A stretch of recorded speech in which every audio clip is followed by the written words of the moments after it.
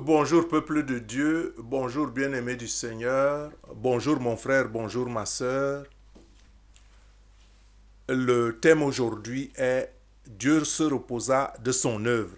Dieu se reposa de son œuvre et je vais vous faire une puissante révélation qui se cache derrière Dieu se reposa de son œuvre. Une puissante révélation et vous-même, vous n'en reviendrez pas. Qu'est-ce qui est caché derrière Dieu se reposa de son œuvre. Parce que quand on dit Dieu se repose de son œuvre, et nous savons que Dieu ne sommeille ni ne dort. Hein. Dieu ne peut pas se reposer. Il est toujours un Dieu actif. Dieu est lumière. Et comment une lumière peut-elle se reposer de son œuvre? Bon, on va voir avec cette puissante révélation qu'il y a quelque chose de caché derrière. Et voilà pourquoi je l'ai intitulé Dieu se reposa de son œuvre, le sabbat prophétique, le pouvoir de l'invention. Hein, parce que, en fait, même quand on dit Dieu se reposa de son œuvre, il faut comprendre que si Dieu est lumière et que Dieu ne dort jamais, ne sommeille jamais, il y a une révélation profonde qui se cache derrière une telle affirmation parce que rappelez-vous que je vous avais dit que dans une de mes publications, je vous avais dit que la parole de Dieu a cette couche de compréhension. Et je continuais de dire que dans la quatrième couche, c'est le secret caché dans la parole de Dieu. Hein, et ce secret ne peut pas être révélé à tout le monde. Hein, et qu'il y a des choses cachées dans les Écritures que Dieu révèle à qui il veut et à ceux qui le recherchent véhément, à ceux qui l'aiment. Et voilà pourquoi il est écrit en Proverbe au chapitre 25, verset 2, que la gloire de Dieu, c'est de cacher les choses et la gloire des rois, c'est de sonder ces choses. Ça veut dire que Dieu cache bien les choses parce qu'il ne peut pas exposer la profondeur de sa pensée à tout le monde, à qui que ce soit. Il la révèle à qui il veut. Et la gloire donc des rois, c'est-à-dire ceux qui recherchent Dieu, hein, dans sa profondeur, c'est ceux-là à qui Dieu donne la révélation par son esprit de ces choses qui sont cachées et il les sonde donc par l'esprit. Hein? Et donc, quand nous parlons d'un sujet capital comme celui que nous traitons aujourd'hui, Dieu se reposa de son œuvre, c'est un chapitre très important et vous verrez que la révélation qui est cachée derrière, vous n'en reviendrez pas. Hein? Il est donc important que quand on traite un tel sujet, il est important de comprendre la profondeur de la pensée de Dieu. Hein? Et que les choses ne sont pas si superficielles parce qu'on a un Dieu plein de sagesse, une sagesse infinie. Et donc, au lieu de se limiter à la compréhension de la couche, hein, la première couche, j'avais dit que c'est la couche de la compréhension littérale, hein, des Écritures. Hein, cette compréhension littérale qui veut qu'on reçoive une information quand on lit un passage ou un verset biblique. Hein, il y a, disons, une information qui vous est donnée et vous prenez cette information comme telle, c'est la première couche. Mais à la quatrième couche, c'est toujours qu'il y a une vérité fondamentale cachée telle que si elle n'est pas révélée par l'Esprit de Dieu, vous ne pouvez pas le savoir. Donc revenons maintenant au fait que Dieu s'est reposé de son œuvre.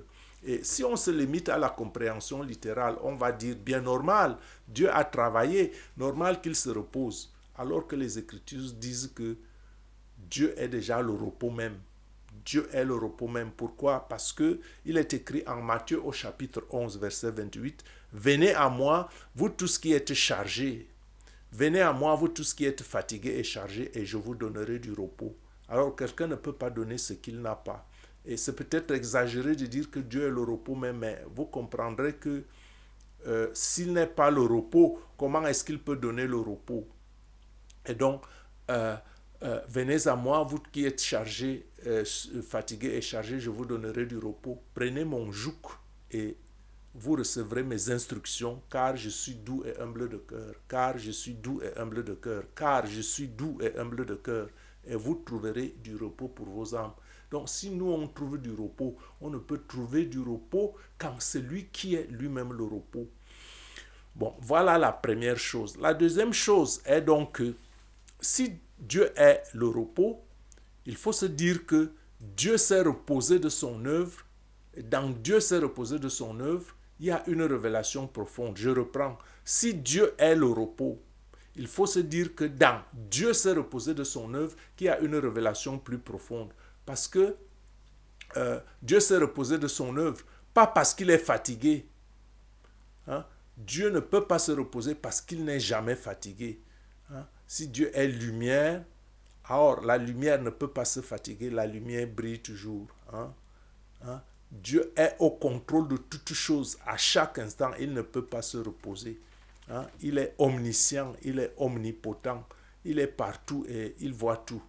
Et par conséquent, ce n'est pas parce qu'il est fatigué, parce que les Écritures disent que Dieu ne sommeille ni ne dort. Cela est écrit au Psaume 121, et versets 3 et 4. Dieu s'est donc reposé de son œuvre. Pourquoi? Parce qu'il a trouvé un substitut. Et quand je dis substitut, c'est un abus de langage, parce que personne ne peut égaler Dieu. Quand je dis substitut, c'est un excès de langage. Mais Dieu, disons que Dieu a créé un être, Dieu a créé l'homme qui lui est semblable. L'homme qui lui est semblable. Il a créé l'homme en son image et à sa ressemblance. Plein d'amour, plein d'amour. Dieu est un Dieu plein d'amour et il est tout puissant. Et si les humains restent faibles aujourd'hui, n'est-ce pas parce qu'il leur manque de l'amour? Ça, ce n'est qu'un aspect des choses. Dieu a créé l'homme en son image et à sa ressemblance, plein de lumière. La lumière ici comme connaissance. Et notez bien le terme connaissance. Et Dieu a créé l'homme en son image et à sa ressemblance, plein de sagesse et même plein de force. Et c'est donc cette créature qui doit continuer l'œuvre de Dieu. Quand on dit que Dieu se repose de son œuvre, ce n'est pas parce que Dieu est fatigué, mais c'est parce que Dieu a créé une créature au 6e jour qui a en son image et à sa ressemblance. Et Dieu a donc donné le pouvoir de dominer à cette créature. Il a dit d'entretenir le jardin, de cultiver le jardin et de l'entretenir, et de dominer sur tous les autres êtres. Donc, si Dieu a créé, nous sommes en son image, que nous sommes en lui et qu'il est en nous. Donc, il continue son œuvre à travers nous. C'est nous qui devons travailler maintenant, c'est nous qui devons cultiver le jardin, c'est nous qui devons garder le jardin, c'est nous qui devons dominer.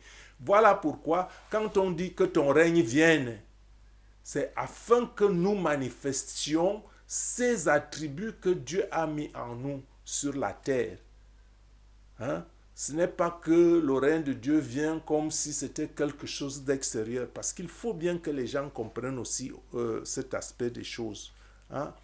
Et donc, par conséquent, Dieu se repose, pas parce qu'il se repose, mais parce qu'il travaille à travers nous, à travers cette créature qui doit donc continuer son œuvre, cultiver et entretenir le jardin et dominer sur toutes les autres créatures. Bon, malheureusement, la tentation et la chute originelle ont dépouillé l'homme de ses pouvoirs et de ses prérogatives qu'il a reçues originellement de Dieu. Gloire à Jésus-Christ qui nous rétablit dans la dignité des fils de Dieu, qui nous rétablit dans le plan de Dieu, qui nous rétablit dans toutes nos prérogatives et nos pouvoirs. Donc, Dieu s'est reposé de son œuvre, veut dire que malgré la chute, Dieu continue son œuvre à travers nous. Et voilà pourquoi il nous donne ce qui lui est le plus cher, Jésus-Christ, pour nous rétablir et nous réaligner selon son plan, parce que le plan de Dieu n'échoue jamais. Et ce qu'il faut surtout comprendre, et c'est très important, si l'homme est donc là pour continuer ce que Dieu avait commencé, encore que Dieu n'avait pas commencé, Dieu avait achevé. Donc, il faut comprendre que ce n'est pas que l'homme doit parfaire l'œuvre de Dieu. Non. L'œuvre de Dieu était déjà achevée. L'homme la continue en inventant, en innovant. Et ce n'est pas exagéré de dire que l'homme doit innover. L'homme doit créer. Malheureusement, les chrétiens laissent le pouvoir de l'innovation et de l'invention entre les mains des fils de la perdition. Il faut donc comprendre que dans le souci de Dieu, quand on dit qu'il se repose, c'est parce qu'il laisse l'œuvre à l'homme maintenant de la continuer. Et Dieu fait donc de l'homme sur la terre co-créateur et même créateur. L'homme crée, l'homme invente, l'homme innove avec la sagesse de Dieu. Et c'est le pouvoir de l'invention. Parce qu'il y a beaucoup de choses. qui se passe aujourd'hui. On dit la bombe atomique et toutes ces armes de destruction, qui leur a donné tout ça. Ça, c'est le pouvoir que Dieu a mis en l'homme, mais Satan utilise ce pouvoir-là dans le mal, alors que le pouvoir de l'invention est donné aux chrétiens, au lieu qu'on se recroqueville dans les églises pour dire Dieu, on attend que Dieu nous amène au ciel. Il faut que le pouvoir de l'invention revienne au Fils de Dieu afin qu'on invente les choses qui vont dans le sens de la volonté de Dieu et de ce qu'il a pensé dès le début, que nous sommes des instruments de sa main en nous donnant un pouvoir identique à celui qui est, parce que l'homme à l'origine est créé à l'image et à la ressemblance de Dieu. Et donc, voilà pourquoi j'ai donc intitulé cet exposé « Dieu se reposa de son œuvre » et j'ai ajouté par derrière le pouvoir de l'invention. Qui pouvait s'imaginer que Dieu, en se reposant, c'est parce qu'il donnait des capacités à l'homme de continuer son œuvre. Voilà la révélation. Et l'autre qui vient justement, parce que j'ai ajouté dessus le sabbat prophétique, vous comprendrez aussi pourquoi Dieu se reposa de son œuvre, le sabbat prophétique et le pouvoir de l'invention sont une seule et même chose. Vous voyez la profondeur de la parole de Dieu? Donc enfin, Dieu s'est reposé de son œuvre est aussi l'institution du sabbat, parce qu'il a institué le sabbat le 7e jour. Après avoir créé l'homme, il a regardé, il a dit c'est très bon et il s'est reposé. Il ne s'est pas reposé parce qu'il a besoin de repos ou parce qu'il était fatigué de son travail. Il s'est reposé parce qu'il a créé un être qui lui est semblable afin que cet être continue de cultiver le jardin, de l'entretenir et de dominer sur la terre, avec le même pouvoir que lui, Dieu a, la même image, avec amour, avec la connaissance, avec la lumière.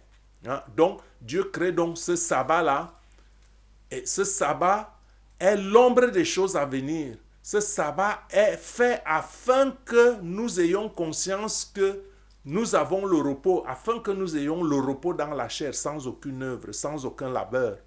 Et donc Dieu a sanctifié ce sabbat, ce jour-là, ce sabbat, afin que nous lui rendions gloire de cette œuvre et de cette haute responsabilité qu'il nous a donnée. Qu'on ait le repos dans la chair et qu'on lui rende gloire pour son œuvre. Malheureusement, le sabbat est devenu le dimanche. Et quand vous parlez, on va vous dire, nous ne sommes pas les Juifs. La parole de Dieu est éternelle.